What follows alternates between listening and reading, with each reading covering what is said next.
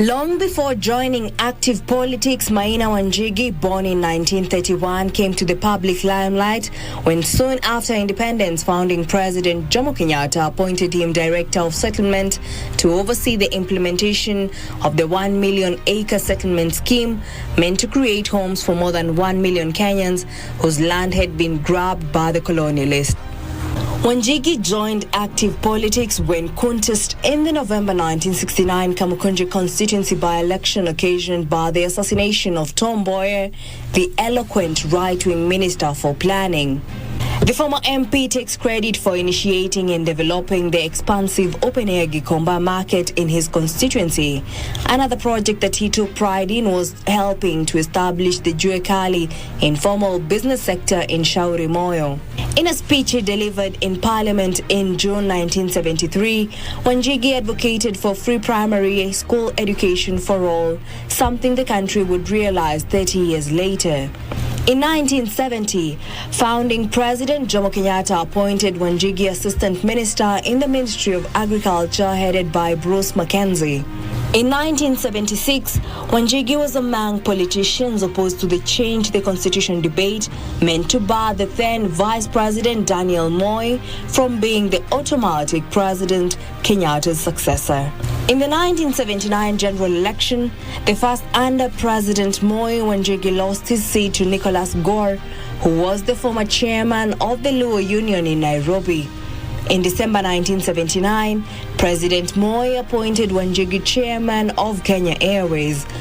When President Moi restructured his cabinet following a snap election in 1983 in an effort to solidify his authority in view of the 1982 attempted coup, he appointed Wanjigi to the cabinet as Minister for Tourism and Wildlife. Wanjigi had recaptured his Kamukunji parliamentary seat in the snap elections. It was during his time in the ministry that the dream to have Kenya receive 1 million tourists by 1988 was unveiled. This would, however, not happen until 2010, 22 years after Wanjigi's projected date.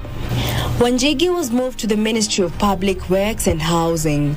In another cabinet reshuffle, Moi moved Wanjigi to the Ministry of Cooperative Development. Working closely with Permanent Secretary Andrew Ligale and Commissioner for Cooperatives Erastus Moreithi, he led the ministry in establishing savings and credit cooperative societies across the sector and countrywide. It was during his tenure that Cooperative Bank was launched. Wanjigi was then transferred to the Ministry of Agriculture, where he had cut his teeth as a young professional in the 1960s.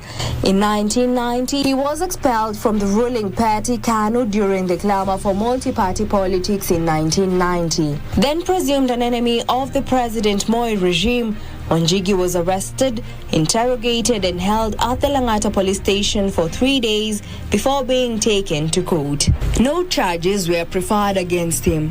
When Section 2A of the Constitution was repealed, Wanjigi entered an unfamiliar arena of opposition politics and joined Kenneth Matiba's Forda Sili faction of the original Forum for the Restoration of Democracy Ford Party. He and others in the opposition tried to bring together Matiba and Jaramogi Oginga Odinga's Ford factions in order to defeat KANU in the 1992 general election. When these failed, he and others took over the Kenya National Congress KNC party in the hope that it would hold the middle ground that ostensibly sensible politicians from both factions would turn to and eventually turn the tables on KANU. But the politicians from both sides of the Ford divide stood their ground and KNC was thrown out of the political contest. Wanjigi vied for the Kamukunji seat on a KNC party ticket and lost coming fourth. The seat was won by Forda Sili's George Nthenge. In 1997, Wanjigi moved to his home base of Mathioya constituency in Nyeri district to vie on a Forda Sili ticket.